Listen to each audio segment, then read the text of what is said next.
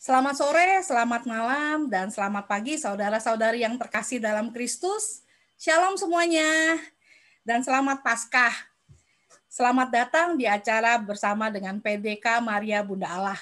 Buat teman-teman yang baru pertama kali ikutan di acara ini, selamat datang dan selamat bergabung bersama-sama dengan kami di sini.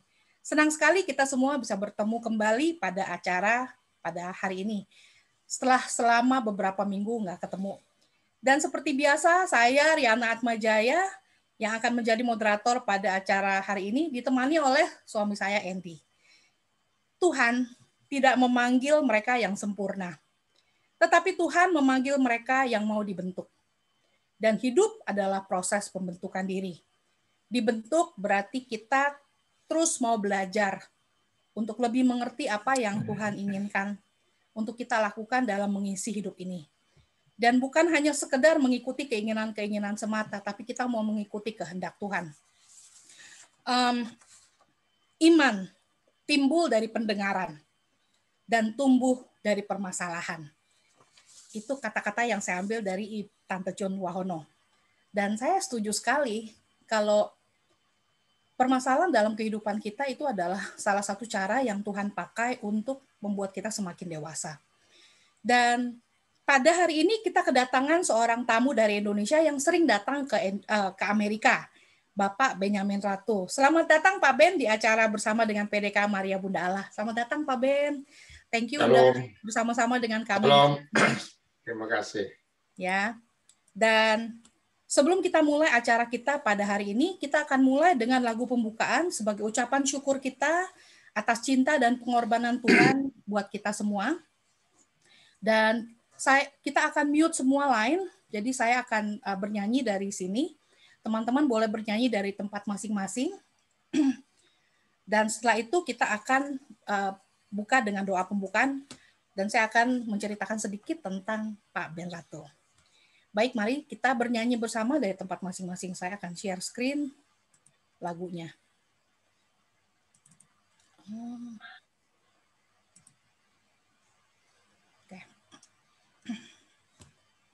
Lagunya gampang, teman-teman pasti tahu semua, Give Thanks.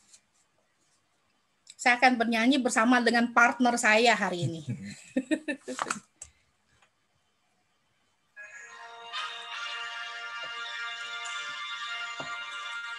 Give thanks with a grateful heart. Give thanks to the Holy One. Give thanks because He's given Jesus Christ, His Son. Give thanks with a grateful heart. Give thanks to the Holy One. Give thanks because He's given Jesus Christ, His Son. And now let the weak say, I am strong. Let the poor say, I am rich, because of what the Lord has done for us. And now let the weak say, I am strong.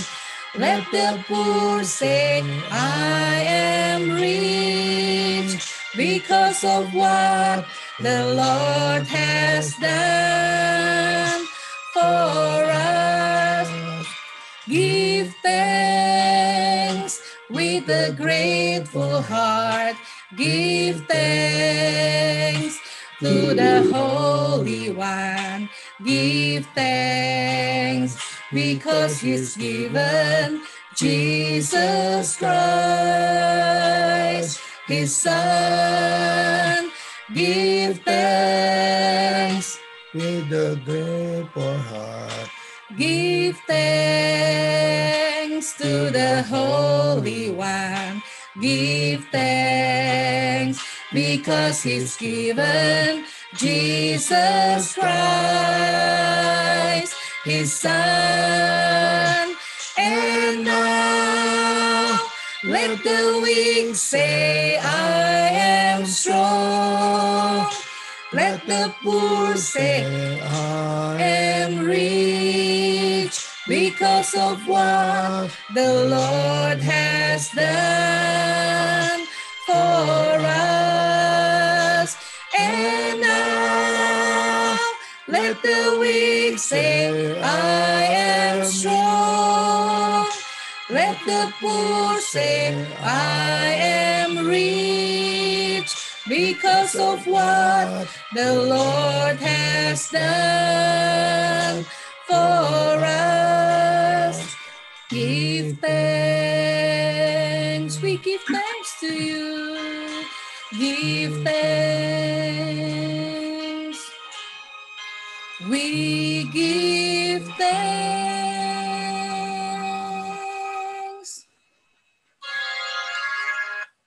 Mari kita panjatkan doa kita pada malam hari ini. Dalam nama Bapa dan Putra dan Roh Kudus. Amin. Allah Bapa yang Maha Kasih, kami bersyukur dan berterima kasih kepadamu Bapa untuk kesempatan kami boleh datang kembali bersama-sama ke hadapan-Mu Bapa. Kami mengucap syukur kepadamu atas rahmat kehidupan, atas rahmat kebaikan, kasih yang Engkau berikan kepada kami Bapa. Terutama karena Engkau mengutus putramu di tengah-tengah kami, hidup sebagai manusia seperti kami, mau menderita bagi kami.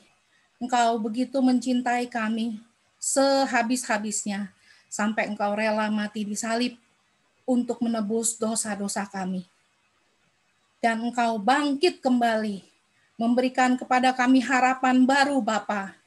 Engkau pun mencurahkan Roh Kudus-Mu Bapa di tengah-tengah kami untuk menemani perjalanan hidup kami hari-hari dalam kehidupan ini Bapa. Kalau kami tidak pernah sendirian, kalau Engkau selalu mendampingi perjalanan kami sampai akhir zaman.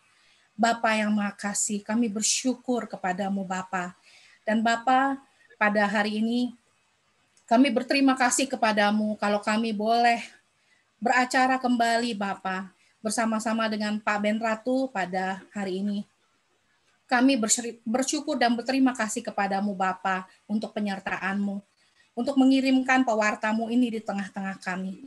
Biarlah Bapa Kau curahkan Roh Kudus-Mu Bapa atas Pak Ben, agar segala sesuatu yang beliau sharingkan Bapa boleh sungguh menguatkan hati kami, membakar jiwa kami Bapa, agar kami boleh sungguh dibangkitkan Bapa. Mungkin sebagian dari kami atau teman-teman yang hadir di sini, atau teman-teman yang menonton dari YouTube, mungkin merasa hidup mereka masih dalam kekelaman, mungkin merasa dalam kematian hidup mereka. Tapi Bapa, kami mohon Bapa, biarlah bangkitkan kami, agar kami boleh selalu bangkit bersama-sama dengan Engkau Bapa. Karena kami percaya di balik salib ada kebangkitan. Dan kami mau persembahkan acara ini kepadamu Bapa. Biarlah lewat sharing Pak Ben, kami boleh dikuatkan kembali Bapa, urapi lidah, bibir, pikiran, dan segala sesuatu yang Pak Ben siapkan pada hari ini Bapa untuk kami. Biarlah pula Kau berkati semua alat-alat elektronik kami, Kau berkati saluran yang ada, Kau berkati semua Bapa, agar acara ini bisa berjalan dengan lancar dari awal hingga akhir nanti. Dan kami boleh memuliakan nama-Mu Bapa lewat semua yang kami kerjakan pada hari ini Bapa. Kami percayakan Bapa acara ini dari awal hingga akhir ke dalam tangan kasih-Mu Bapa, dengan perantaran Yesus Kristus Putra-Mu yang tunggal yang bangkit bagi kami. Dialah Tuhan dan pengantara kami kini dan sepanjang segala masa. Amin. Kemuliaan kepada Bapa dan Putra dan Roh Kudus seperti pada permulaan, sekarang, selalu, dan sepanjang segala abad. Amin. Dalam nama Bapa dan Putra dan Roh Kudus. Amin. Baik, sedikit saya mau cerita tentang Pak Ben. Sebelum kita dengerin sharingnya Pak Ben nih. Jadi Pak Ben, biasa kita panggil Pak Ben ya. Nama lengkap beliau adalah Benyamin Ratu. Dan beliau dilahirkan di Desa Rekas di Manggarai Barat, Flores. keluarga oke-oke Pak, nggak ada yang terkena efek dari siklon yang kemarin terjadi kan Pak Ben? Enggak, itu saya tinggalnya dekat Labuan Bajo. Jadi Oke. ya kena itu Flores Timur. Oke. Baik, puji Tuhan nggak ada apa-apa ya. Dan Pak Ben anak bungsu dari 10 bersaudara, dilahirkan di tengah-tengah keluarga Katolik. Sejak kecil aktif di gereja sebagai misdinar dan juga kur gereja. Bahkan pernah menjadi pemimpin kur di SMA. Pasti suaranya bagus. Walaupun aktif di gereja waktu itu, tapi beliau belum mengenal arti kekristenan yang sesungguhnya. Hanya mengikuti tradisi gereja dan keluarga. Seperti biasa, kita semua juga gitu. Setelah tamat dari SMA tahun 78, beliau langsung merantau ke Jakarta seorang diri tanpa mengenal siapapun di Jakarta. Akibatnya, beliau kehilangan arah hidup sehingga jatuh dalam lingkungan yang tidak baik. Bergaul dengan para preman. Dan sejak itu Pak Ben tidak pernah ke gereja. Hidup dalam kegelapan dan pergaulan yang tidak baik. Juga sering bermain dalam kuasa gelap dan memegang banyak jimat-jimat. Kayaknya Pak Ben nggak sendiri deh Pak Ben. Banyak banget kayaknya orang Katolik di mana-mana yang masih punya jimat dan masih pergi ke dukun-dukun. Oke. Dan berantem adalah salah satu hobinya Pak Ben. Jadi jangan macam-macam, nanti ditonjok sama Pak Ben. Setiap orang diajak berantem dan siapapun yang bisa mengalahkannya, Pak Ben akan berguru pada orang tersebut. Jadi pencarian diri.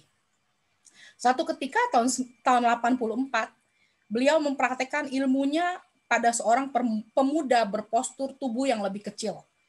Ternyata kalah Pak Ben-nya. Sejak itulah Pak Ben sadar dan dia berguru pada orang yang ternyata adalah seorang Katolik yang taat. Yang tidak lain, guru orang tersebut adalah Tuhan Yesus sendiri. Luar biasa ya. Orang yang kecil bisa mengalahkan orang yang besar. Disitulah awal pertobatan. Dimulai setelah sekian lama meninggalkan gereja. Pak Ben kembali ke gereja mulai melakukan sakramen pertobatan, rekonsiliasi. Semua jimat-jimat diserahkan ke gereja untuk dibakar. Dan pada tanggal 6 November 85, Pak Ben mulai tertarik untuk mengikuti gerakan pembaharuan karismatik Katolik dan mengikuti seminar hidup baru dalam roh SHB di paroki Santo Kristoforus. Saya rasa di daerah Jelambar ya Pak. Di situ beliau mengalami jamahan kasih Tuhan Yesus. Beliau terus mencari jati dirinya. Dan ketika mendengar ada sekolah evangelisasi pribadi Sekina atau SEP, beliau mendaftarkan diri dan masuk dalam angkatan kedua tahun 88. Sejak dari SEP, Pak Ben mulai melakukan pelayanan pribadi dan memberitakan kesaksian di kampung halamannya. Dia mengajak keluarga besarnya dan warga desa untuk bertobat. Sudah menjadi tradisi atau kebiasaan penduduk kampung itu, meskipun sudah beragama Katolik, namun masih banyak yang menggunakan kuasa gelap atau jimat-jimat. Nggak pede pada. Melihat perubahan Pak Ben, pastor yang membaptisnya yang sudah lama mengenalnya sejak kecil, yaitu Pastor Joseph Van Hoop, SVD, mengadakan rekonsiliasi dengan Pak Ben sebagai pembicara. Dan buahnya banyak orang yang bertobat dan membuang bukan rekonsiliasi, Bu, rekoleksi. Oh, rekoleksi. Rekoleksi, ya. Bukan rekonsiliasi. Oke. Iya, rekoleksi. Kemudian di Jakarta Pak Ben melayani half time ya waktu itu untuk kelompok maupun pribadi. Dalam perjalanan pelayanannya, Tuhan semakin menambahkan karunia dan talenta. Sejak 1 Juli 96, ayah dari 2 orang anak ini akhirnya mengambil keputusan untuk meninggalkan pekerjaannya dan mengabdikan diri secara penuh untuk melayani Tuhan full time. Pelayanan dilakukan adalah dengan pelayanan doa pribadi, pewartaan mimbar, menjadi pembicara di seminar-seminar rohani, KRK, seminar hidup baru dalam roh, retret penyembuhan, dan yang lain-lain. Dan pelayanannya menjangkau di banyak kota-kota di Indonesia maupun di negara-negara lain. Dan tanggal 23 Februari 2003, Pak Ben bersama teman-teman mendirikan sebuah komunitas, yaitu komunitas Amazing Grace. Yang sampai saat ini pasti mungkin teman-teman udah pernah mendengar komunitas Amazing Grace. Dan dari kisah hidup dan pertobatan yang luar biasa ini, Seperti tadi saya bilang, kalau Tuhan bisa memakai ibu rumah tangga menjadi pewarta, menggunakan preman sebagai pewarta juga, oke? Jadi bagaimana Tuhan bisa menjamah semua orang untuk menjadi pewarta firman-Nya? Pertanyaannya adalah apakah kita semua mau dipanggil apa enggak? Tuh ya. Nah, dan karena ini adalah masih masa Paskah, maka tema yang akan Pak Ben sharingkan ke kita pada hari ini adalah kuasa kebangkitan Paskah. Dan silakan Pak Ben, kalau Pak Ben mau memulai sharingnya. Nah, pertama sebelum kita mulai nih Pak Ben, tiba-tiba saya punya ada satu pertanyaan. Apa yang Pak Ben rasakan waktu pas Tuhan menjamah Pak Ben? Kenapa bisa jadi ada begitu radikal perubahan Pak Ben dari preman mau menjadi pengikut Tuhan Pak Ben? Nanti saya akan sharingkan nanti pada saat renungan saya ya. Baik. Terima kasih banyak. Kita simpen ya. Oke, mau di sharing bacaannya dulu? Boleh, silakan. Baik, kita doa sebentar ya. Setelah itu baru kita Ibu bagi bacaan hari ini. Ya. Oke. Dalam nama Bapa, Putra dan Roh Kudus. Amin. Bapa yang Maha Kuasa, terima kasih hari ini di mana Engkau satukan kami dalam roh-Mu untuk mendengarkan Engkau, memuji muliakan Engkau. Dan kami tahu Tuhan tidak ada saat yang lebih indah selain dalam hadirat-Mu. Dan inilah hamba-Mu yang siap dipakai. Hamba tidak tahu apa yang Tuhan sampaikan pada malam hari ini. Biarlah Engkau yang berbicara Tuhan. Ambil alih semua dengan kuasa Roh Kudus-Mu sehingga pewartaan hamba-Mu, sharing hamba, bukan kehendak-Ku yang terjadi, melainkan Engkau yang menyingkapkan Tuhan, karena Tuhanlah yang mengerti seluruh kebutuhan kami. Semoga melalui sharing yang hamba sampaikan pada hari ini dapat menumbuhkan iman kami, mensejahterakan rohani kami, membangkitkan rohani kami sehingga kami memiliki kuasa kebangkitan. Ya Tuhan, bersabdalah dan ambil alih seluruh acara hari ini. Doanya Bapa panjatkan dengan perantaraan Kristus Tuhan kami. Amin. Demi nama Bapa, Putra, dan Roh Kudus. Amin. Silakan Bu Rinda baca. Tema hari ini adalah kuasa kebangkitan, kata kebangkitan Paskah. Silakan. Kita ambil dari Injil Markus 16 ayat 1 sampai 8. Markus 16, 1-8. Ya, yang mau baca sama, oh ya, silakan Bu Rina. Baik, saya akan bacakan. Setelah lewat hari Sabat, Maria Magdalena dan Maria ibu Yakobus serta Salome membeli rempah-rempah untuk pergi ke kubur dan meminyaki Yesus. Dan pagi-pagi benar pada hari pertama minggu itu, setelah matahari terbit, pergilah mereka ke kubur. Mereka berkata seorang kepada yang lain, "Siapa yang akan menggulingkan batu itu bagi kita dari pintu kubur?" Tetapi ketika mereka melihat dari dekat, tampaklah batu yang memang sangat besar itu sudah terguling. Lalu mereka masuk ke dalam kubur, dan mereka melihat seorang pemuda yang memakai jubah putih duduk di sebelah kanan. Mereka pun sangat terkejut. Tetapi orang muda itu berkata kepada mereka, "Jangan takut. Kamu mencari Yesus orang Nazaret yang disalibkan itu. Ia telah bangkit. Ia tidak ada lagi di sini. Lihat, inilah tempat mereka membaringkan dia. Tetapi sekarang pergilah, katakanlah kepada murid-muridnya dan kepada Petrus. Ia mendahului kamu ke Galilea. Di sana kamu akan melihat dia, seperti yang sudah dikatakannya kepada kamu." Lalu mereka keluar dan lari meninggalkan kubur itu, sebab gentar dan dahsyat menimpa mereka. Mereka tidak mengatakan apa-apa kepada siapapun juga karena takut. Dengan singkat, mereka sampaikan semua pesan itu kepada Petrus dan teman-temannya. Sesudah itu, Yesus sendiri dengan perantaran murid-muridnya memberitakan dari timur ke barat berita yang kudus, yang tak terbinasakan tentang keselamatan yang kekal itu. Demikianlah Tuhan. Baik, terima kasih Bu Rina. Shalom.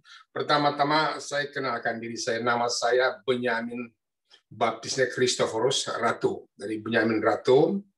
Ya, kebanyakan namanya orang Jakarta Jakarta ini suka ubah nama kita. Misalnya nama kita Said atau Rosa, Ros gitu lah. Misalnya Rina, Rin, nah, gitu lah. Saya juga termasuk kena imbasnya. Benyamin, Ben, ya gitu lah. Akhirnya kemana? Baik, saya asal dari Flores, Labuan Bajo. Umur saya sekarang 63 tahun. Istri saya orang Yogyakarta. Anak saya 2. Ya, dua-duanya tinggal di New York. Yang pertama sudah menikah, punya cucu, dan dia kerja di sana, dan puji Tuhan, suami istrinya punya surat lengkap dari dia, bukan legal. Dia bukan ilegal ya, legal dia kerja di sana. Anak yang perempuan juga dia pakai visa student di sana, masih student dia. 2 itulah, jadi saya udah punya cucu nih, dari nenek. Baik, tadi sudah dijelaskan panjang lebar mengenai biodata saya. Nanti saya akan jelaskan lebih dalam lagi nanti. Baik, saudara, dalam bacaan tadi kita lihat soal kebangkitan Paskah.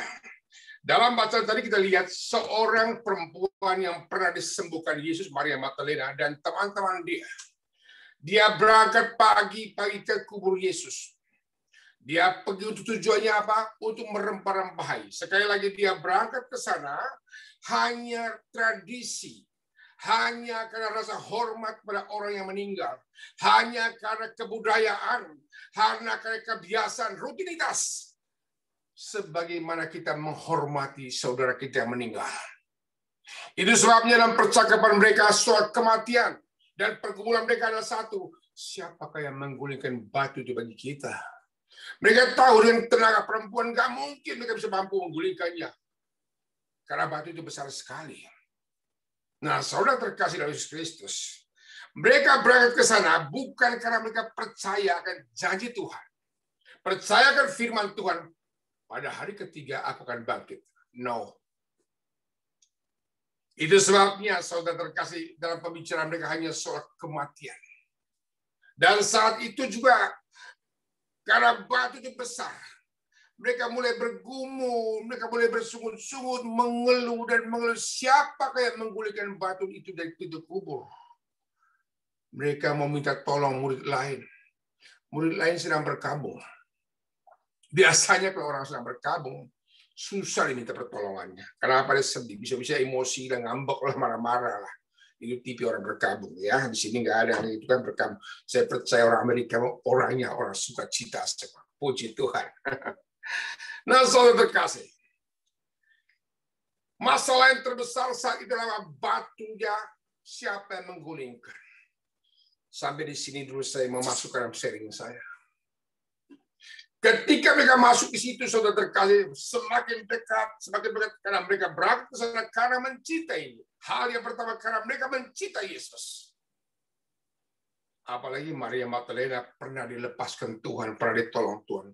Dan rata-rata hingga sampai hari ini, kenapa Ibu Maria begitu tanam kaki melayani Tuhan? Pasti dia pernah merasakan cinta Tuhan, merasakan ditolong Tuhan. Orang yang pernah punya pengalaman pribadi dengan Tuhan, orang itu suka tanam kaki. Dia labrak dia. Orang bilang begini ke, orang bilang gila ke, orang bilang sesat ke. Bodoh amat, aku ngalami kok. Amin. Nah gitu. Dan memang betul, kekristenan kita harus punya pengalaman pribadi dengan Tuhan. Kenapa? Karena saya pelajari semua isi Injil, keempat Injil ini, itu rata-rata pengalaman pribadi mereka dengan Tuhan. Pengalaman pribadi pengarang Injil dengan Tuhan. Jadi kita harus punya pengalaman pribadi dengan Tuhan. Sehingga pada saat kita bersaksi, kita ceritakan pengalaman kita.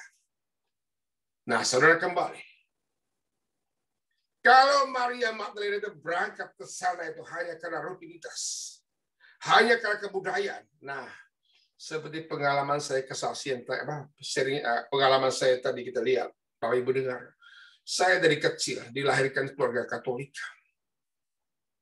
Tapi apa yang terjadi, saudara terkasih, mulai tahun 78 sampai 85, saya cuti, nggak pernah ke gereja.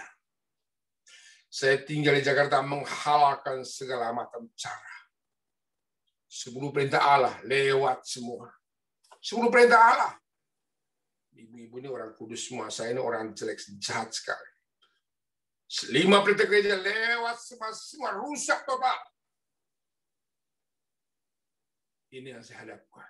Pertanyaan Katolik, oh Rosario di leher. Tanah salib ya tanah salib. Aduh, berantem terus, ngomongin orang terus, iri hati terus, gosipin orang terus. Itu aku loh.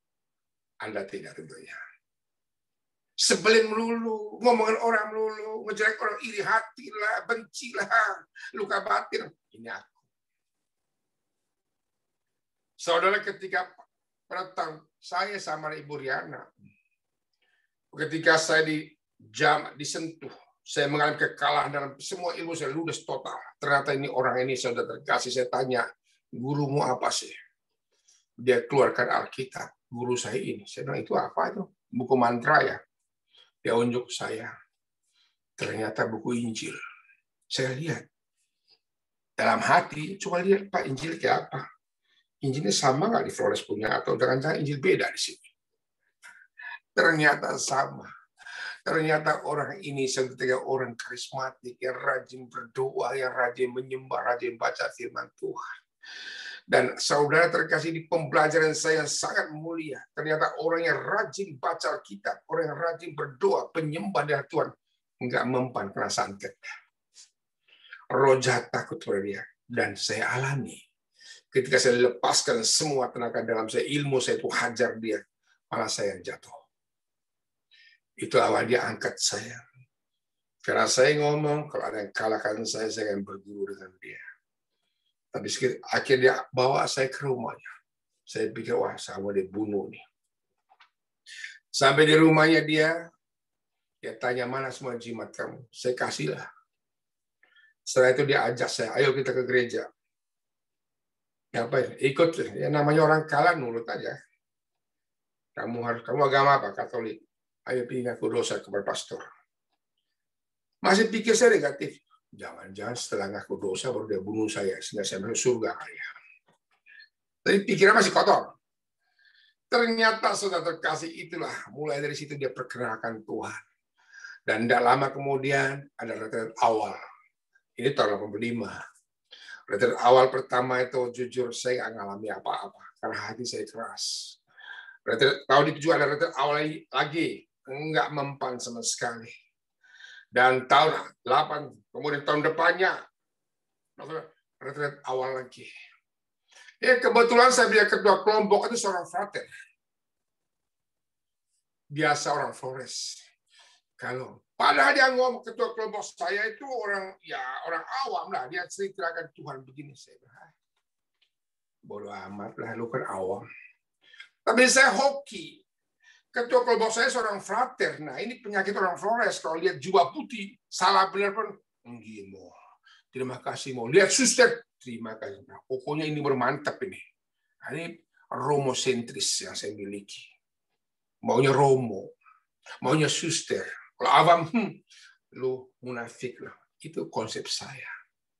Nah, kebetulan saudara Tuhan itu izinkan seorang frater itu. Dia cerita sama saya, Benyamin. Justru karena Yesus berkata, aku datang mencari dan menyelamatkan orang berdosa. Justru karena kau berdosalah, Tuhan mencari kamu, Tuhan butuh kamu. Ini visi Tuhan. Waduh, ketika frater ngomong begitu, segernya minta ampun. Lalu saya merasa pencurahan Roh Kudus, saya buka hati. Ketika buka hati, saya merasa itu kuasa Roh Kudus yang belum pernah saya alami sama sekali. Dan itulah yang mulai mengubah aku. Mulai saat itu saya rajin berdoa, rajin setiap pagi. Sampai saya terima sakramen tobat. Rekonsiliasi ke Romo itu seminggu sekali loh. Sampai Romonya bilang, kau mau nggak jadi pastor? Mau nggak masuk seminari? Saya bilang, kenapa? Saya kamu tuh aktif sekali. Tapi ditantang itu oleh Romonya yang bapak pengakuan saya. Nah, dari situ langsung terkasih saya haus mencari Tuhan, haus baca Alkitab. Dulu kayak ngerti. Baru saya paham kalau kita iman kita tanpa kuasa Roh Kudus itu pasti nggak ngerti. Baca Alkitab ngantuk, doa mulutnya Bapak kami Salam Maria, pikiran kemana-mana Salam Maria penuh rahmat. Jangan-jangan kompor saya belum mati tadi ya, Salam Maria penuh rahmat. Aduh gimana ya? Nanti habis bisa makan apa ya? Kami mohon, kamu karena doa kami ya Tuhan, habis bisa makan apa? Bapaknya enak, kami mohon. Nah, ke gereja begitu laporlah hanya mulutnya Bapak kami. Mulutnya kami mohon, pikiran ngerawang kemana-mana. ini aku. Saya percaya yang hadir di sini semuanya kudus. Pasti ikut kayak Bunda Maria. Tahu nggak Bunda Maria kalau doa kepalanya miring. Kita juga berdoa, Salam Maria penuh rahmat. Amin. Nah, ini rutinitas saudara kasih. Itu awal pertobatan saya. Nah, saudara kembali dalam hal ini. Kalau saya dari warisan Katolik, dari turun-temurun, tapi apa yang terjadi? Ketika saya mengalami masalah, saya mulai ngeluh. Apa yang terjadi ketika saya mengalami masalah, maka saya cari jimat lah, cari kuasa gelap lah, menggunakan kekuatan sendirilah, menggunakan tenaga lah. Ini yang merusak hidup saya. Nah, saudara terkasih, kenapa itu terjadi? Saya bagikan Maria Magdalena. Karena apa? Yang pikirkan nanti, makannya apa dong? Nanti gimana, tiganya di mana? Nanti sekolahnya gimana? Nah ini, Maria Magdalena kan ngomel-ngomel itu kan. Nanti gimana dong? Batunya besar gimana dong? Mulai bersungut-sungut. Kenapa? Karena mereka, saya punya Katolik saudara terkasih. Kenapa saya Katolik rutinitas? Karena bagi saya ada batu yang belum terguling dalam hidup saya. Batu apa yang menutupi kuasa Tuhan itu? Batu kesombongan, batu keangkuhan, batu kuasa gelap, batu seluruh dosa yang begitu besar itu merasuk dalam hati saya. Dan batu ini belum terguling. Ketika tahun 87, melalui kuasa Roh Kudus itu, bagikan seorang malaikat yang turun dari surga dapat menggulingkan batu itu. Dan malaikat itu berkata, Maria, jangan takut. Lihatlah di dalam kuburnya kosong.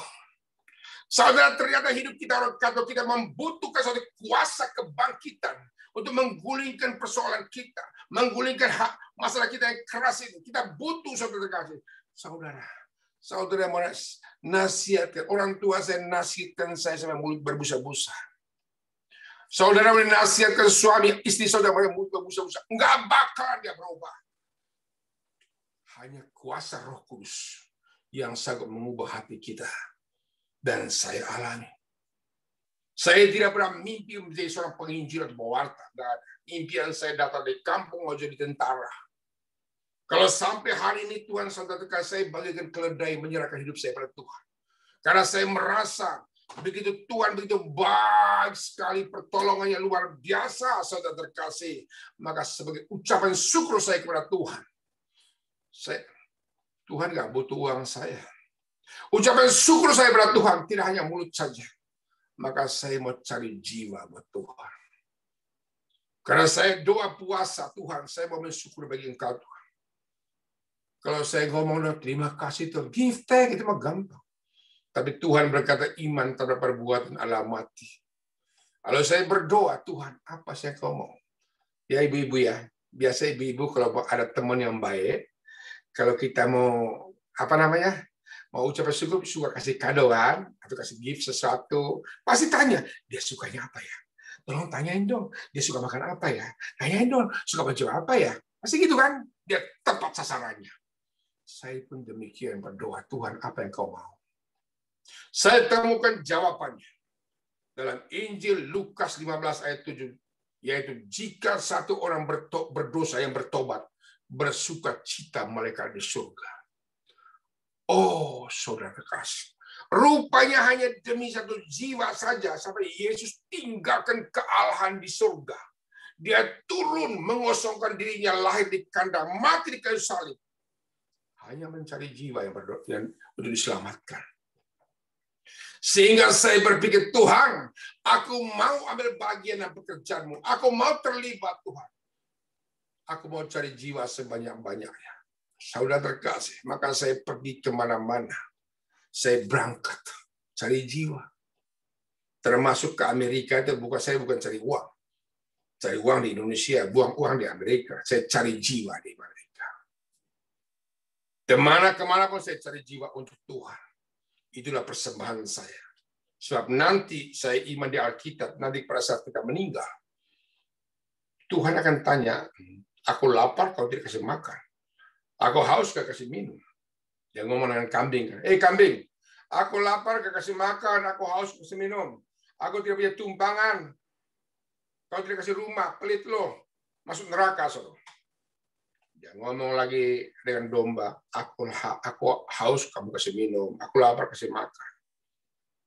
Lalu si kambing tanya, Tuhan, kapan kau lapar, kapan kau haus? Apa kata Tuhan? Aku selalu ada di tengah-tengah orang yang miskin di antara kamu. Barang siapa berbuat sesuatu kepada orang yang miskin ini, kamu sudah lakukan untuk aku. Saat ini, saudara, karena banyak orang miskin rohani makan jasmani. Maka terus terang gereja di KLJ di sini kumandangkan berbagi, termasuk pada saat kami sekarang kumpul kolektif kedua untuk bantu NTT sana sedang gempa. Keuskupan menghimbau hal itu, berbagi. Tapi satu hal saudara kasih, ada banyak orang sekarang sudah berbagi soal masalah materinya, itu bagus. Tapi saat ini ada banyak orang Katolik yang lapar akan rohani. Saya sampai tinggalkan gereja 7 tahun lamanya cuti. Karena apa? Rohani saya lapar. Ciri-ciri rohani lapar apa? Ngambek lah, marah-marah, atau tersinggung lah, maulah. Itu lapar tuh. Tuhan, saya mau kasih makan rohani. Makan rohani kita lapar. Firman Tuhan. Pas yang dikatakan suaminya. Rina tadi. Firman Tuhan. Kita butuh kasih makan rohani. Kalau enggak kita akan takut. Nanti gimana? Gitu ada masalah. Aduh gimana dong? Saudara terkasih. Saat ini rohani kita sedang lapar. Saya tahu di Amerika saudara hidup cukup. Karena tahun kemarin saya 6 bulan di sana. Bahkan ya puji Tuhan. Ditawarin mau diperpanjang. Rupanya selama COVID boleh perpanjang 4 kali visa kita. Izin tinggal ya. Saya 6 bulan di sana. Nah, saudara terkasih soal materi gak ada masalah. Tapi hari ini berapa banyak orang bisa uangnya banyak. Robin Williams, Michael Jackson, siapa lagi yang punya tas terkenal di New York sana. Uang banyak. Kenapa dia bunuh diri? Karena rohaninya lapar. Ini tugas saudara sekarang. Setiap misa pasti kita terima pengutusan. Ulanglah membawa damai. Kan berkat penutupan itu. Marilah kita membawa damai. Syukur kepada Tuhan. Kita diutus. Sejak saudara dan saya dibaptis, saudara sudah diutus untuk membawakan kabar damai itu. Amin. Saat ini kita lihat. Dalam bacaan tadi kita lihat, malaikat Tuhan berkata, jangan takut. Kamu mencari Yesus yang dari Nazaret. Dia sudah tidak di sini. Saat ini saudara terkasih rohani kita sangat lapar dan ketakutan. Gara-gara COVID ini luar biasa. Itu saya pernah cerita senior saya dulu ada penyakit, kalau nggak salah ya, kolera. Ya, penyakit kolera kalau nggak salah itu. Meninggal sampai 25 juta. Tapi begitu COVID ini muncul, aduh ngeri, dia punya terornya itu loh, horor. Sampai orang punya iman goncang. Orang sudah baca Mazmur gian. Sampai dia teror. Mau ke pasar, mau ke supermarket, salah. Enggak ke supermarket, enggak bisa beli makanan. Mau kerja, salah. Enggak enak di Amerika ada implement ya. Di sini mana ada. Mau ke kantor, salah. Enggak ke kantor kena COVID, aduh kacau deh. Mau ke rumah sakit. Rumah sakit ini kan tempat orang disembuhkan. Perawat orang sakit. Mau ke rumah sakit. Teror lagi. Banyak para medis yang terkapar. Semuanya kita dihantui ketakutan. Kenapa malaikat Tuhan bilang jangan takut? Karena apa? Malaikat ini membawa kuasa kebangkitan dari surga. Dan dia datang dengan kuasa yang menggulingkan batu itu, saudara terkasih. Dan saudara, batu ini juga berbicara soal apa? Usaha manusia untuk menahan Yesus bangkit. Usaha manusia untuk menghalang-halangi firman Tuhan.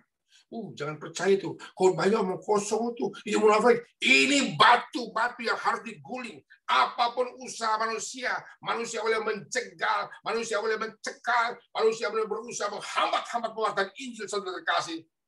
Mereka tidak mampu menahan malaikat Tuhan yang menggulingkan batu persoalan itu. Oleh sebab itu saya berdoa buat saudara pagi hari, malam hari ini.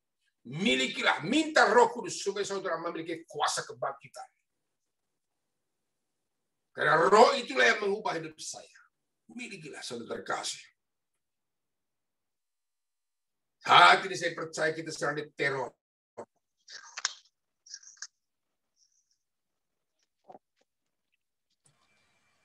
Maaf Pak Ben, suaranya hilang. Maaf Pak Ben, suaranya hilang Pak Ben. Pak Ben.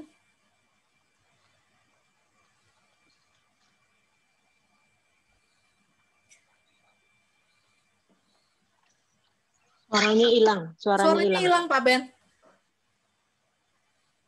Tes. Ya sudah kembali Pak Ben. Hilang lagi.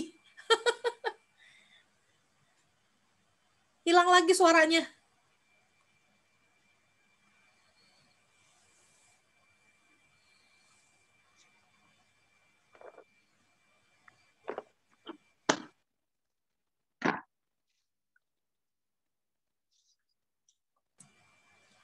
Maaf, gangguan teknis.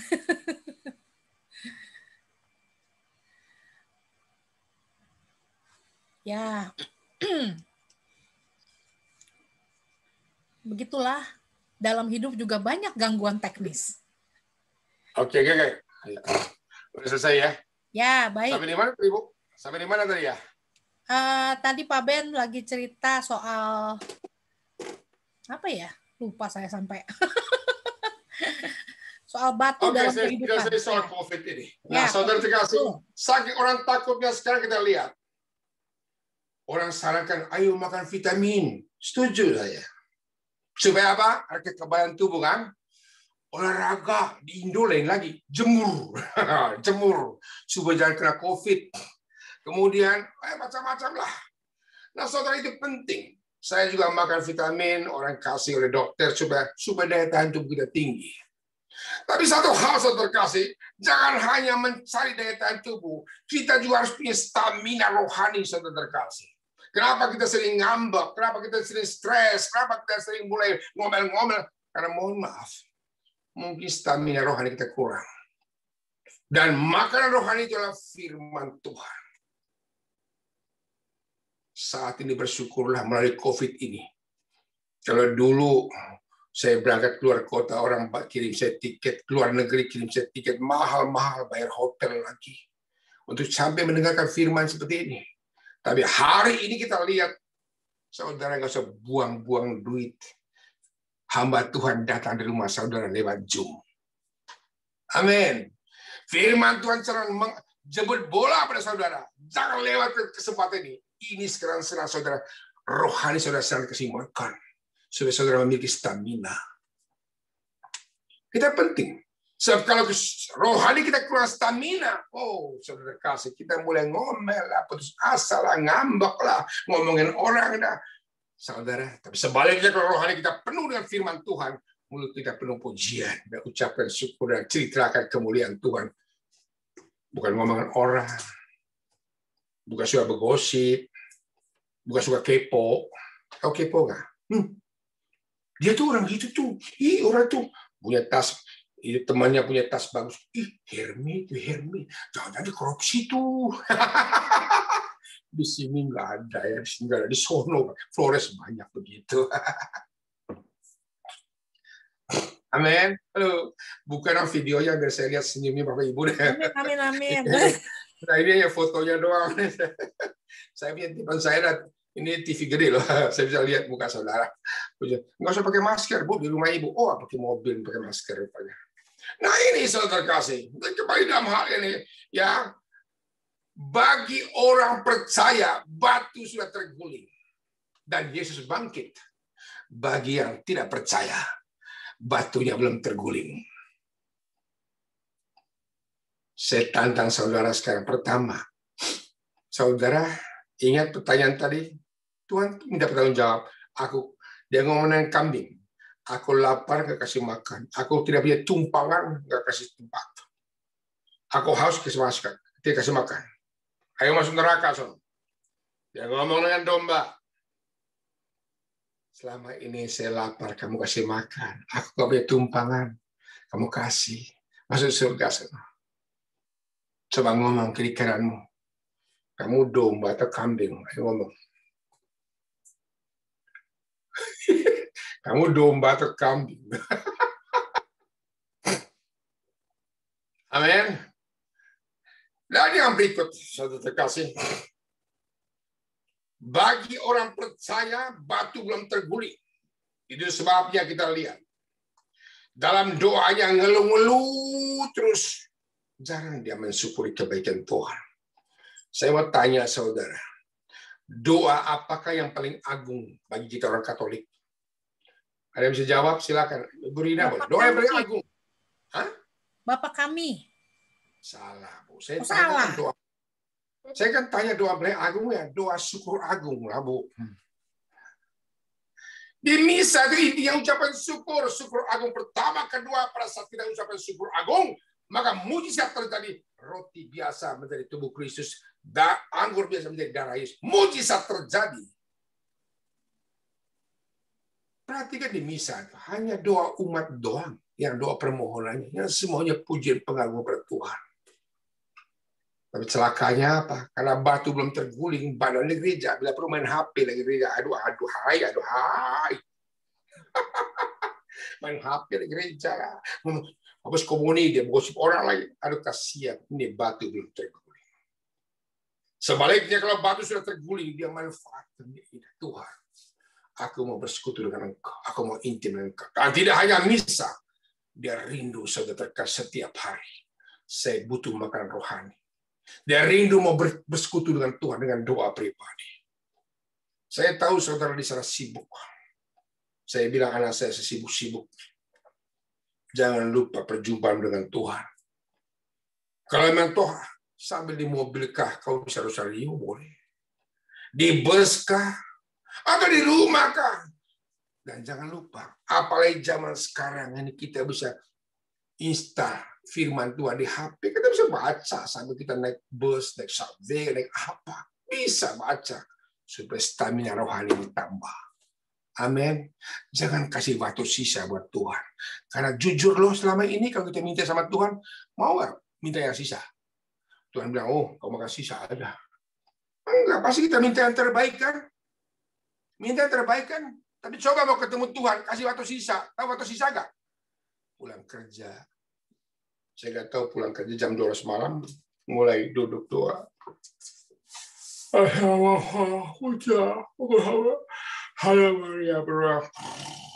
Itu mah amin bisa pagi itu. Itu waktu sisa tahu.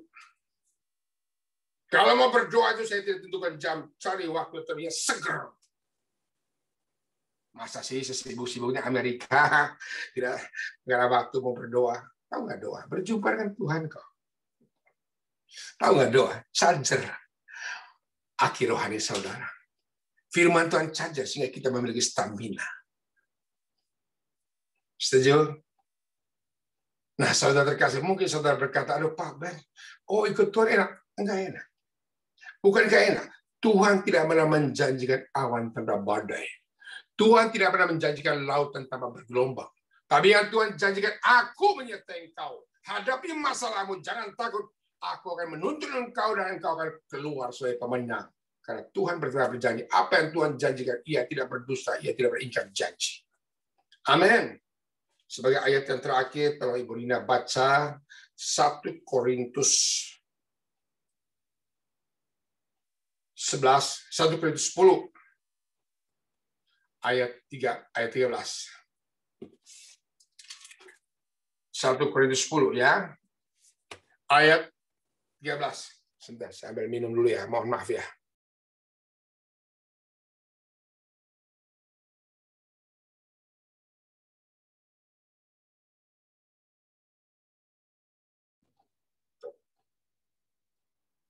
Silakan Ibu Rina baca ya. Baik, 1 Korintus 10 ayat 13. Pencobaan-pencobaan yang kamu alami ialah pencobaan-pencobaan biasa yang tidak melebihi kekuatan manusia. Sebab Allah setia. Dan karena itu ia tidak akan membiarkan kamu dicobai melampaui kekuatanmu. Pada waktu kamu dicobai, ia akan memberikan kepadamu jalan keluar, sehingga kamu dapat menanggungnya. Persis seperti apa yang waktu kemarin itu Tante Chun kasih tahu. Jadi pencobaan-pencobaan yang kita hadapi, pencobaan-pencobaan biasa. Sambil menunggu Pak Ben lagi istirahat. Oke, Bukan. Pak Ben. Nah, saudara terkasih dalam bacaan tadi kita lihat. Pencobaan-pencobaan yang sekali lagi, Tuhan tidak pernah mencoba orang. Tapi setan yang mencoba Tuhan. Pernah dengar nggak Yesus dicoba di padang gurun? Jangan pernah berkata, aduh, aku dapat cobaan Tuhan. Oke. Tapi Tuhan melatih. Supaya iman kita diuji. Seperti yang dikatakan Rina tadi bahwa melalui persoalan, melalui kesulitan, Tuhan sedang menumbuhkan rohani kita. Amin. Tapi ingat Tuhan, pencobaan-pencobaan yang kau alami pencobaan biasa. Kenapa biasa? Karena ketika kita dicoba Tuhan, ketika kita dilatih Tuhan, Dia sendiri datang memberikan jalan keluar bagi kita. Bagi orang percaya selalu ada jalan keluar. Karena batu sudah terguling. Bagi yang tidak percaya, jalan buntu. Akhirnya mulai ngomel, siapa ya? Nanti gimana ya? Siapa yang gulingkan batu kita? Nanti uangnya bagaimana? Nanti orang yang belum kosong gimana? Saudara, Tuhan berikan jalan keluar. Amin. Mungkin juga saudara berkata, aduh Pak, kita kan orang berdosa. Puji Tuhan. Termasuk saya orang berdosa. Saudara lihat tadi Maria Magdalena. Alkitab mencatat dia seorang pelacur. Tapi kita lihat. Pernah ditangkap basah kan? Pernah dengar kan? Orang Farisi bawa dia. Bawa ke Yesus nih. Guru, menurut hukum Taurat, ini orang kedapatan berzina. Harus dirajam dengan batu sampai mati. Menurut kamu gimana, Guru? Mereka sedang uji Yesus kan.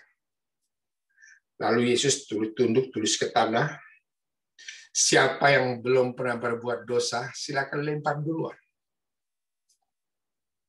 Dan apa yang terjadi, saudara terkasih, ketika Yesus bangkit dari tulisannya, dia lihat satu persatu hilang. Kenapa mereka hilang? Kenapa mereka hilang? Karena Yesus tahu, lu kan langganan dia juga. Takut dibuka itu.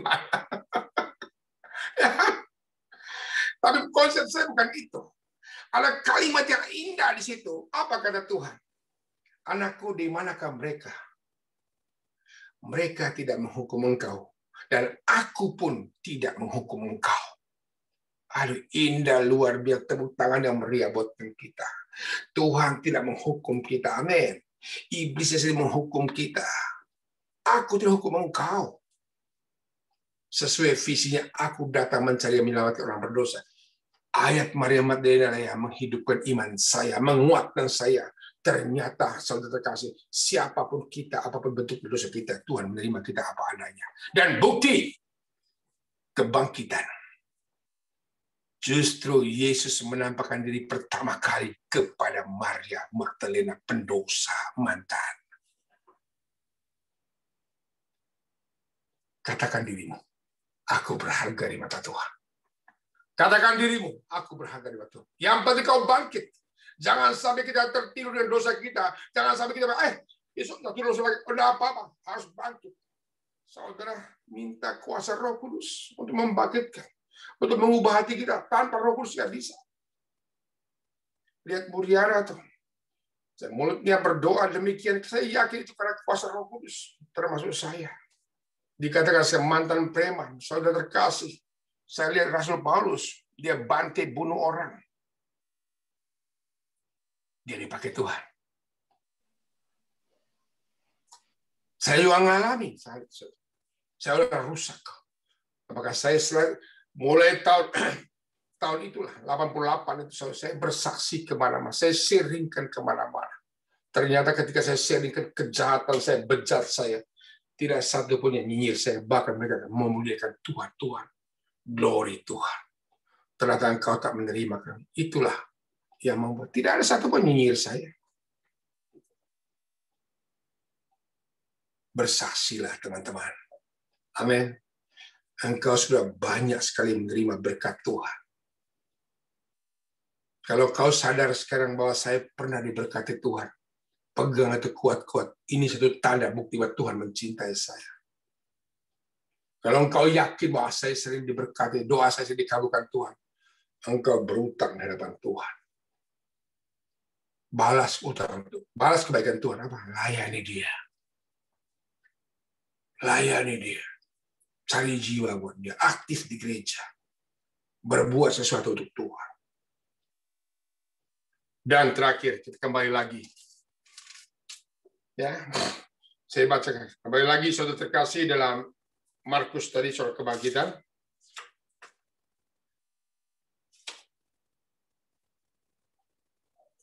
Injil Markus tadi, bacaan tadi, Buriana.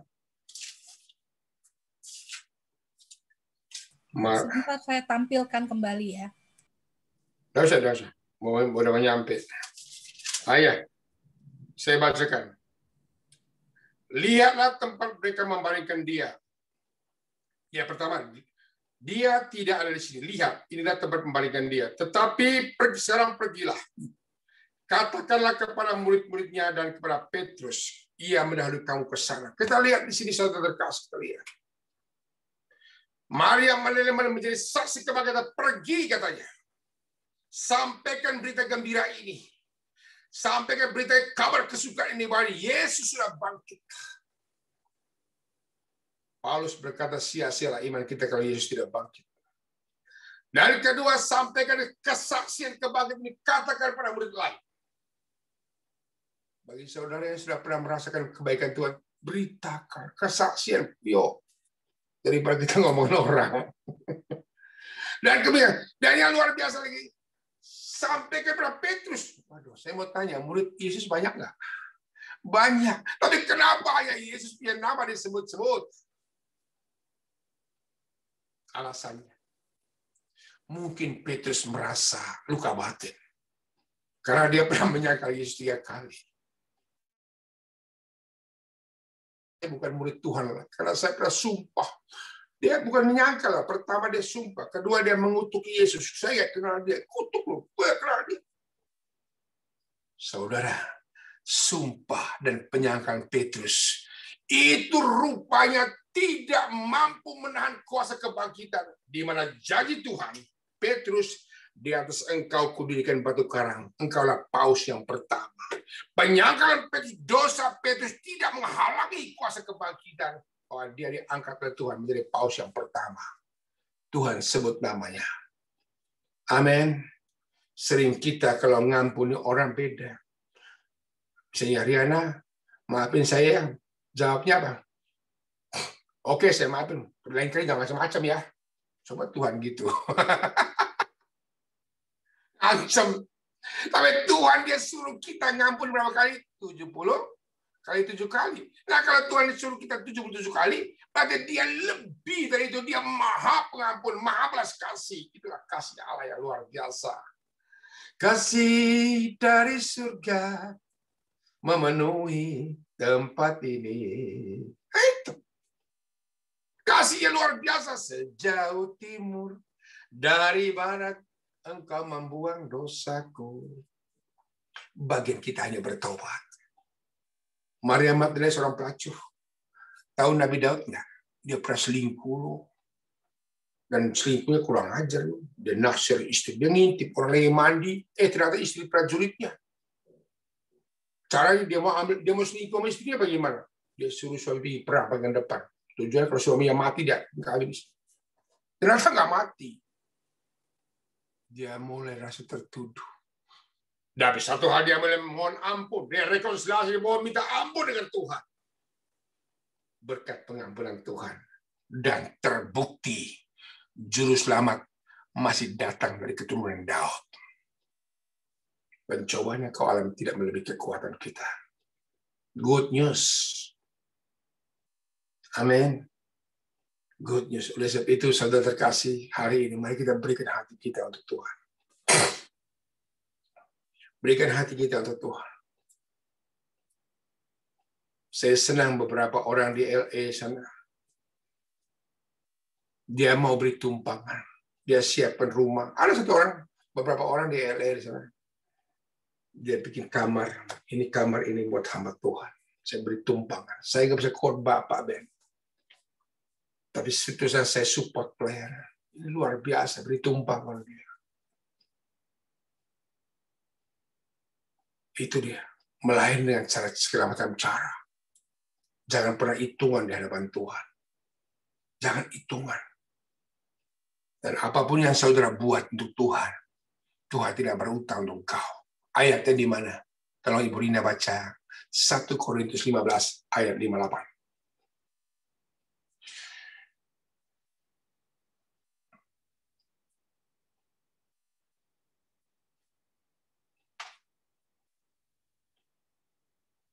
Satu Korintus 15 ayat 58. Boleh baca, ibu-ibu yang lain boleh. Oke, baik. 1 Korintus 15 ayat 58. Karena itu saudara-saudariku yang terkasih, berdirilah teguh, jangan goyah, dan giatlah selalu dalam pekerjaan Tuhan. Sebab kamu tahu bahwa dalam persekutuan dengan Tuhan, jerih payahmu tidak sia-sia. Persekutuan dalam persekutuan dengan Tuhan, entah you doa itu persekutuan, entah you melayani, entah you baca firman Tuhan, Tuhan bilang jerih payahmu tidak sia-sia.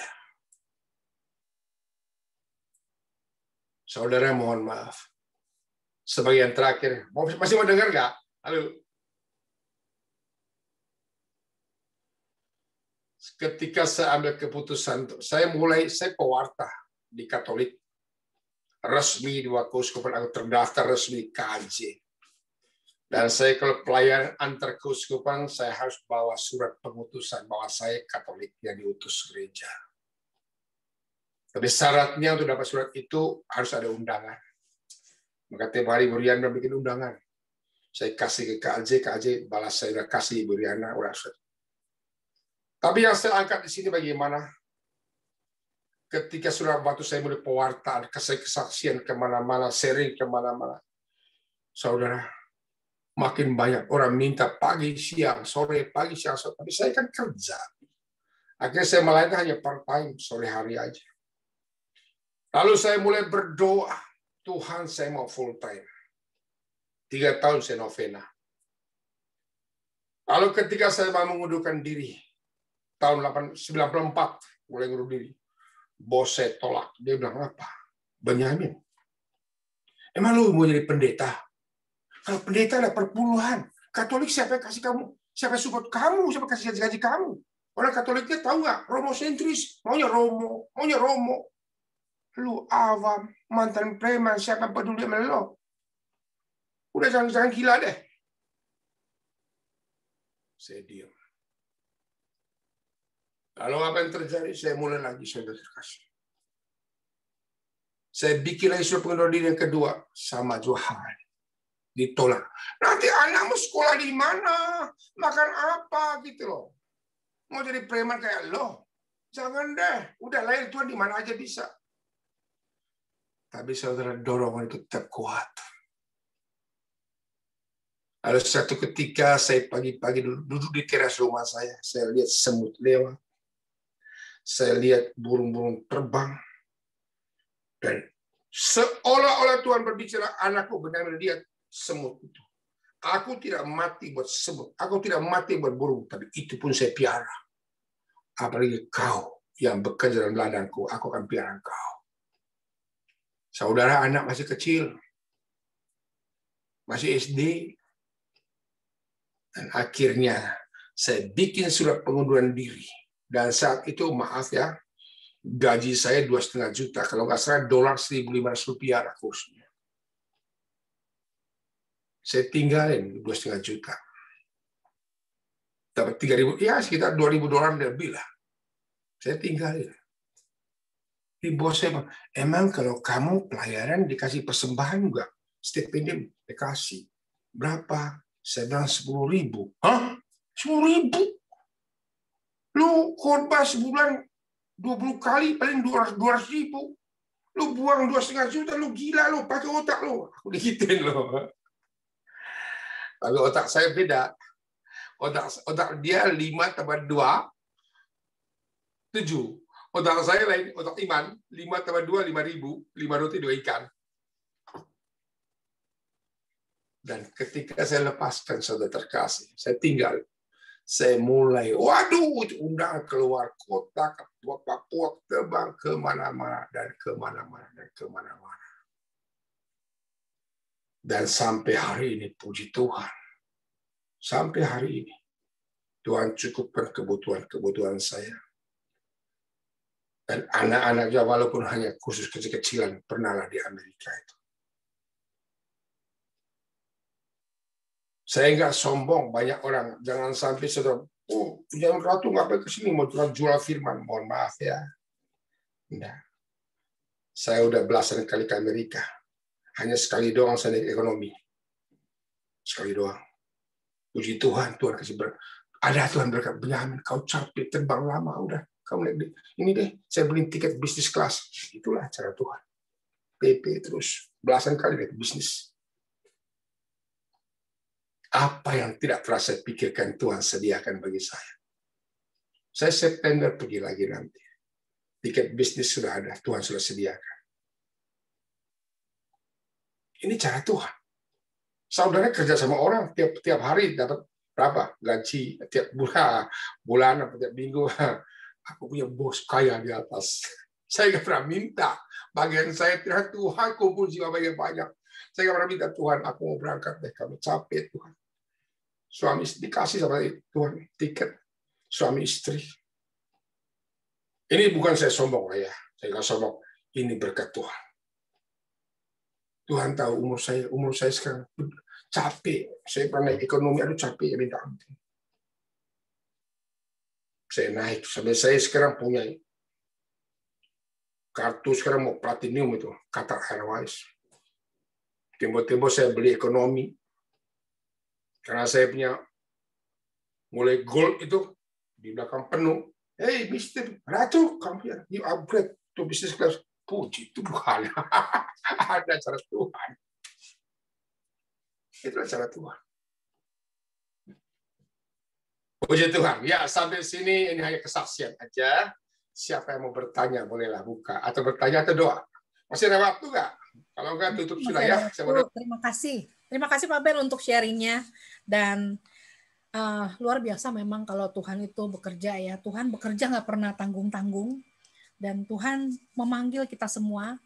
Sama cerita saya juga mungkin hampir sama seperti Pak Ben. Saya dulu kerja lama dan ketika saya memutuskan untuk ikut pelayanan yang ada, saya pernah diingetin sama satu pewarta juga, Pak Yopi Taroreh. Jadi Om Yopi bilang, kalau mau pelayanan lebih bagus jangan kerja sama orang, lebih bagus bisnis sendiri. Karena kenapa? Waktu kita yang atur. Kalau kita kerja sama orang, dan waktunya susah. Jadi saya bilang, ya benar juga sih. Kalau punya bisnis sendiri lebih enak. Karena kita punya banyak waktu untuk bisa melayani Tuhan. Dan puji Tuhan, Tuhan kasih saya bisnis sehingga saya bisa menjalani pelayanan. Dan dari apa yang Pak Ben tadi sharingkan, mungkin banyak ada teman-teman yang mau bertanya, mau sharing, silakan saya buka forum untuk yang mau bertanya. 1-2 pertanyaan silakan. Siapa yang mau bertanya? Di unmute aja. Ada yang mau bertanya, ada yang mau sharing? Dari Jakarta, dari. Kalau nggak ada, saya doa dulu, boleh? Boleh, silakan. Mau doa ya? Demi nama Bapa, Putra, dan Roh Kudus. Pejamkan matamu.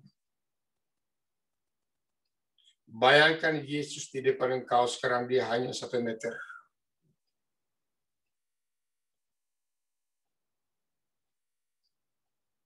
Pejamkan matamu. Dia Dia sekarang berada di depan engkau, karena dia bersabda, di mana 2-3 orang berkumpul, aku hadir.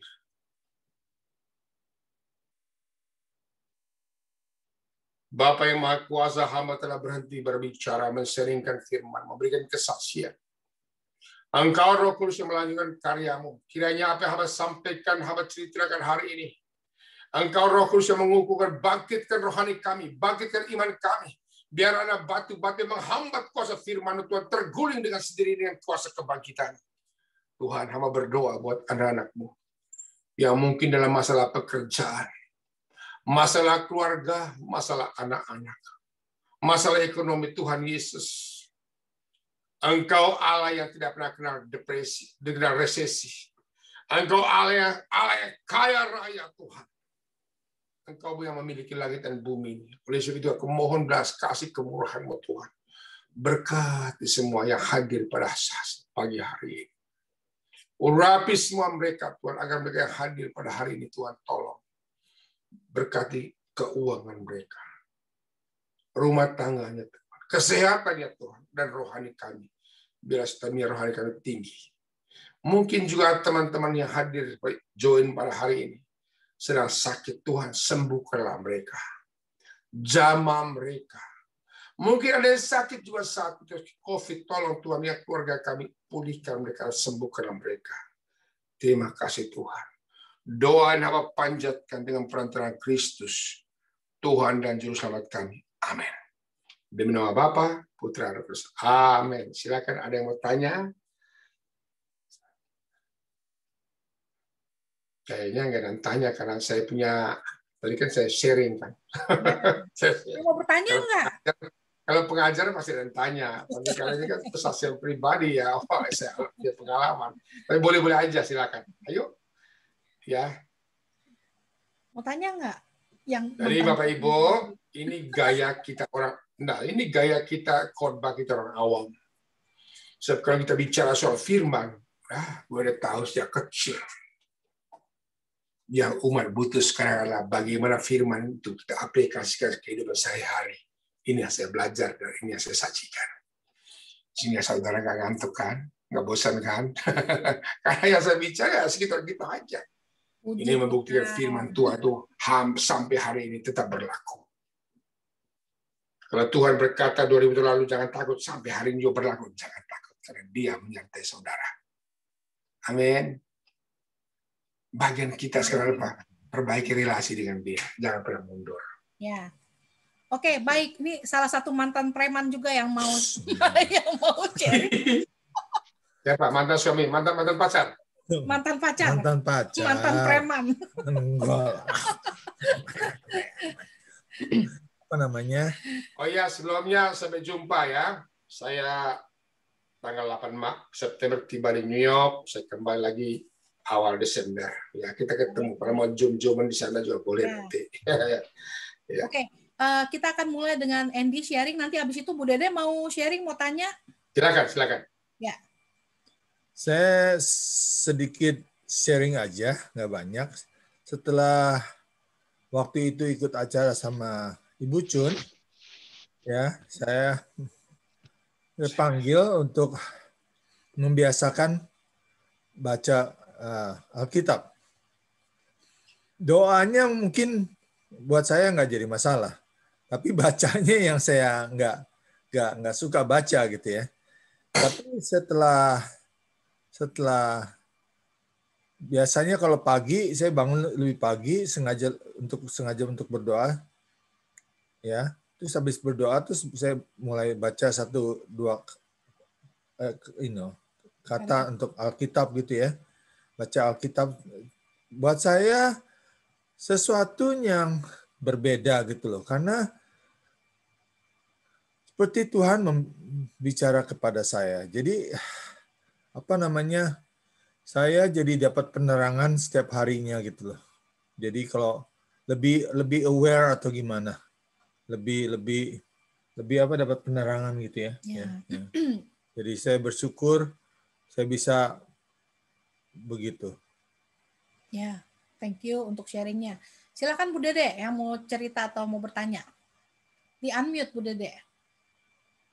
Unmute, Dek. Kepencet lagi. Iya, tadi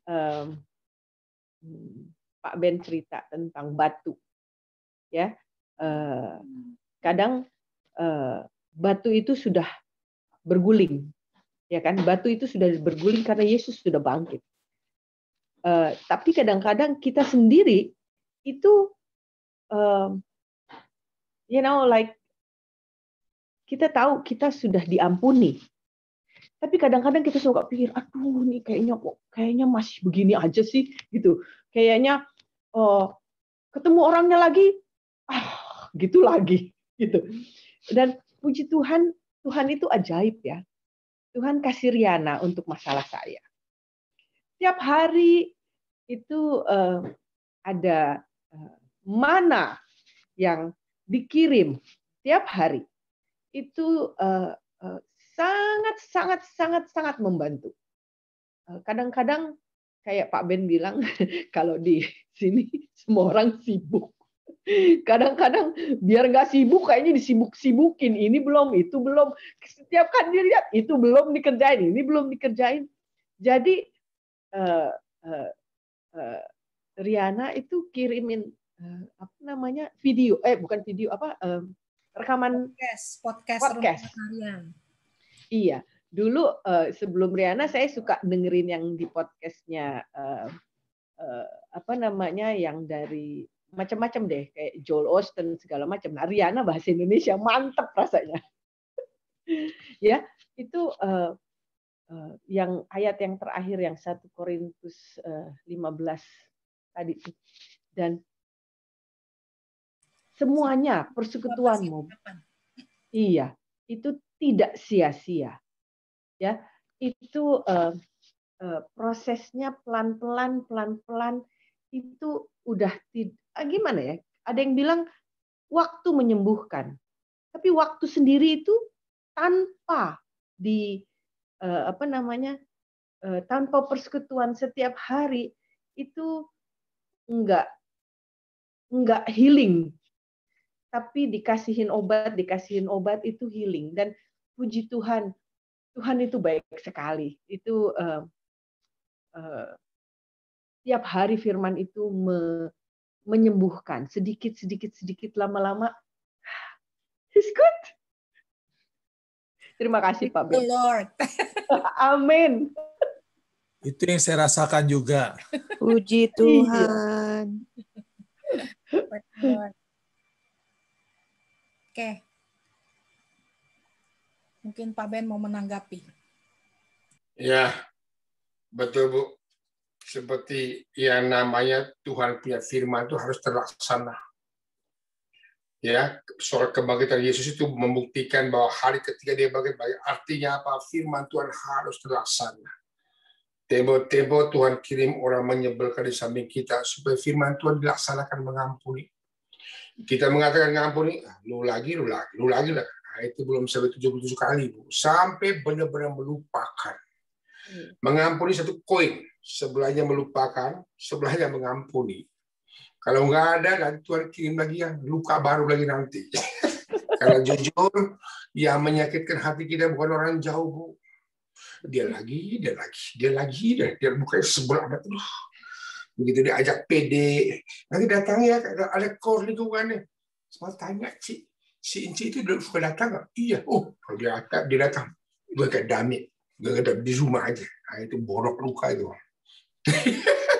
Di sini akhirnya kemanapun ibu kita pergi, Tuhan kirim orang menyebalkan. Untuk apa? Melatih rohani kita. Ya, lepaskan pengampunan. Amin. Dan yang berikut saya bilang, dari kesaksian saya, jangan salah tanggap ya. Itu tadi saya ngomong tadi, maaf. Mungkin saya salah ngomong. Ini sombong amat naik bisnis. Itu bukan saya beli. Saya gaji, saya nggak punya gaji. Saya hidupnya dari pemberian persembahan kasih orang. Mengenai tiket itu terus terang saya melayani Tuhan semua. Tiba-tiba ada yang sudah sediakan. Karena iman saya begini loh. Tuhan, saya punya utang sekian. Tolong Tuhan, bayarin. Tuhan nggak bilang, oh Benyamin, karena kau itu sekarang adalah melayani saya, siap karungnya, tak tumpahin duit dari langit. Aduh, Kalau Tuhan model begini, aku mau utang tiap hari, Bu. Tapi cara Tuhan, dia menggerakkan hati sesama kita. Menggerakkan hati sedesa, ya itulah. Seperti saya pergi kemanapun namanya, kata Ibu Chun juga. Ibu Chun bilang apa? Benyamin, kamu tentara. Tidak ada sejarah di dunia ini yang seorang tentara beli bedil sendiri, beli pelor sendiri, beli makan sendiri. Enggak ada, Ibu Chun bilang begitu. Semua ada logistiknya. Nah, kamu tentara Kristus pergi. Tuhan sediakan. Nah, kita sering dikuatkan. Karena sesama pewarta senior, kita sering sharing. Betul. Nggak ada seorang tentara diberi senjata sendiri, beli sepatu sendiri. Nah, kita tentara Kristus. Amin. Bagian saya, itu aja. Jadi saya banyak itu, ya naik itu ya kayak bisnis, kayak banyak kena upgrade lah. Karena saya sering bawa tur ke Israel juga. Akhirnya saya punya miles-nya banyak. Tuhan caranya seperti itu. Kok bisa-bisa di belakang penuh, pindah ke depan. Itu cara Tuhan. Puji Tuhan ya, Tuhan kita luar biasa. Luar biasa. Itulah Tuhan kita. Ya, luar biasa. Ada lagi yang mau bertanya? Atau ada yang mau sharing? Satu lagi? Silakan. Jangan malu-malu. Pada malu-malu. Oke, kalau gitu saya yang bertanya, Pak. Nah, sekarang kita udah pelayanan. Dan kadang-kadang kita juga banyak terjadi gesekan dalam pelayanan. Ketemu orang yang macam-macam, terutama yang nggak komitmen. Itu ya. Jadi banyak pelayan-pelayan yang mungkin kurang komitmen, mungkin kurang dewasa dalam iman. Terus kita banyak kesel, misalnya kita udah kasih tugas, kita ditugasin di gereja untuk ngapain gitu loh. Terus datangnya telat lah, banyak alasan lah, segala macam. Jadi banyak terjadi gesekan di sana dan di sini. Ya, akhirnya ya yang ada pelayanan bersungut-sungut. Tuh, pelayanan bersungut-sungut. Tujuan kita mau melayani Tuhan, tapi kita bersungut-sungut jadinya. Nah, gimana caranya supaya kita nggak bersungut-sungut? Emang kesel sih, tapi kita memang kan mau melayani Tuhan. Tapi ya itu kan jadi bentrokan di dalam sendiri gitu loh. Gimana Pak? Baik, ada dua hal. Pertama-tama, melayani itu kalau kita terima pelayanan itu sebagai tugas, pasti kita bersungut-sungut. Tapi kalau kita terima pelayanan itu sebagai anugerah, saya percaya, misalnya contoh Ibu Riana dipercayakan, tiba-tiba Joe Biden, Rina, saya mau ulang tahun, tolong kirim kue. Ulang tahun saya. Pasti Rina itu kalau nggak jantung bisa pingsan loh. Kenapa gue dipilih? Kenapa nggak pilih yang lain? Aduh, itu gempar seluruh Francisco. Wih, saya dipilih loh. Saya dipilih bikin kue ulang tahun sama Joe Biden. Demikian pula kalau kita dipilih oleh Tuhan untuk melayani Dia, itu anugerah. Layani Tuhan karena anugerah. Kalau saudara lakukan pelayanan Tuhan dengan anugerah, besar anugerahmu, berlimpah kasihmu, semakin hari semakin bertambah. Saudara, ibu, saya udah ngalami semua apa yang ibu alami. Tapi ini semua tidak pernah terlepas rencana Tuhan untuk mendatangkan kebaikan bagi mereka yang mengasihi Dia. Yang kedua saya jawabnya, kenapa Tuhan izinkan orang menyebalkan? Kan gitu kan. Bikin orang juga damai dia, kita berantem lah. Nah, pertama, yang namanya iblis nggak suka kita melayani Tuhan. Bikin rontok rohani kita, bikin sebel, doa panjang-panjang, gara-gara dia sebel, bocor semua kesalahan. Itu iblis, kerjaan iblis. Iblis itu susah. Iblis itu ya senjata yang paling ampuh dia pakai, namanya roh pecah belah. Dia memecah belahkan KKI lah, memecah belahkan orang lah. Saudara, tolong saya berdoa jangan sampai dipakai iblis menjadi roh pecah belah. Pecah belah begini. Sifat Tuhan selalu mempersatukan, menyatukan sifat Tuhan. Dan ketiga sekarang adalah apa? Setiap masalah itu pasti Tuhan punya rencana. Tahu berlian nggak Ibu Riana? Berlian kan? Pasti tahu, semua kita cari pasti tahu. Itu di Indo kalau orang pergi ke undangan pakai baju yang kurang bahan, separuh kayak baju Yohanes Pembaptis, lalu pakai berlian, itu juga nggak diem suatu goyang. biar berliannya kinclang, kinclang, kinclang. Tapi prosesnya berlian itu bagaimana? Saya sering ke Israel. Kami diantar masuk ke pabrik berlian terkenal di dunia. Rupanya semua yang pengusaha berlian di dunia orang Yahudi rupanya. Baru diekspor kemana-mana. Ternyata pertama-tama berlian diamplas. Semakin diamplas, semakin mengkilap. Semakin lalu yang terakhir diamplas lagi, bukan amplas, naik sama berlian. Digesek sehingga makin banyak sudutnya, semakin mahal, semakin kinclong. Oh, berlian di asal berlian yang terakhir. Demikian pula rohani kita, Ibu Riana. Maukah serupa dengan Kristus? Pasti kita diubah. Tembok-tembok Tuhan izinkan orang menyebalkan. Itu berkat dari Tuhan sedang amplas rohani kita. Pertama amplasnya kasar dulu, Bu. Aduh, ini keluar dari kakak ini. Kalau pelayan ini nggak mau deh. Aduh, sebelum lihat mukanya. Itu amplasnya gede tuh. Lama yang amplas itu bukan berlian di asal berlian. Tidak ada hubungan orang jauh. Mana pernah baru kenal Ibu Riana menyebelin? Enggak ada. Biasa kalau berkenal pertama, aduh senyumnya, shalom, apa kabar? Ada orang yang lama-lama dengar, bukan shalom sebenarnya. Nah itu yang menyebelkan kita. Kita lihat, maka saya ngomong, tembok Tuhan izinkan dalam komunitas kita orang menyebelkan. Jangan komunitas kita. Di komunitas Yesus juga ada Yudas kok.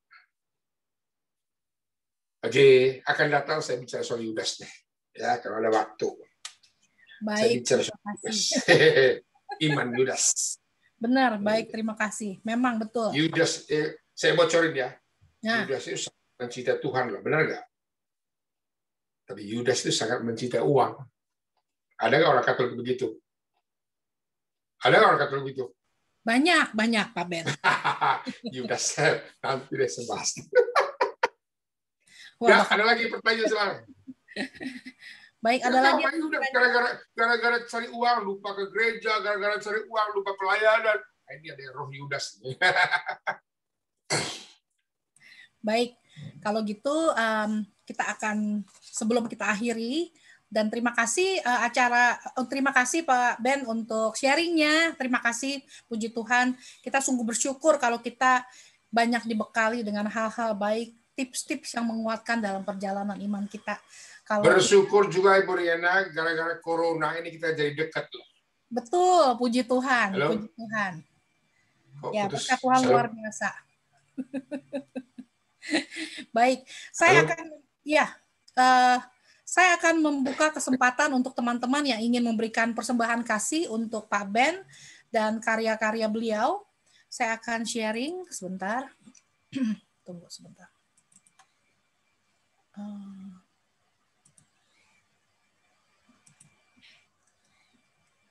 Oke. Apabila teman-teman ingin memberikan sumbangan kasih untuk Pak Benyamin Ratu, silakan mengirimkan Zelle ke Priscilia G 917-753-5876 buat yang di Amerika, atau bisa juga di PayPal ke prisdeni@gmail.com. Buat yang di Indonesia boleh dikirimkan ke Yosi Santoso BCA cabang Semarang dengan account number 18222220077. Dan terima kasih untuk kebaikan hati teman-teman, dan Tuhan memberkati kebaikan hati kalian semua. Oke, kalau ada pertanyaan. Bu, boleh saya tambah, Bu? Ya. Saya tanpa persembahan pun saya tetap setia melayani Tuhan. Ya, tujuan saya pelayanan bukan cari persembahan, enggak, saya cari jiwa. Ya. Jadi kalau Ibu punya niat hatinya begitu ya. Pak Ben mau pakai untuk apa terserah. Oke, artinya saya sampaikan ini jangan sampai image-nya, oh, udah korban dibayar. Nah, saya kembali dalam hal ini, bos saya di surga aja, ya. Jangan sampai salah paham. Kalau habis pelayan, kau mesti bayar. No. Tanpa itu pun banyak di Jakarta, di Indonesia yang miskin-miskin saya pelayanan juga. Karena apa? Nanti Tuhan punya cara sendiri memelihara saya. Amin. Puji Tuhan. Terima kasih. Bukan saya butuh. Coba saya luruskan dulu mengenai motivasinya, bukan pembayaran. Tapi ini betul persembahan kasih. Ya, Oke, makasih Bu. terima kasih.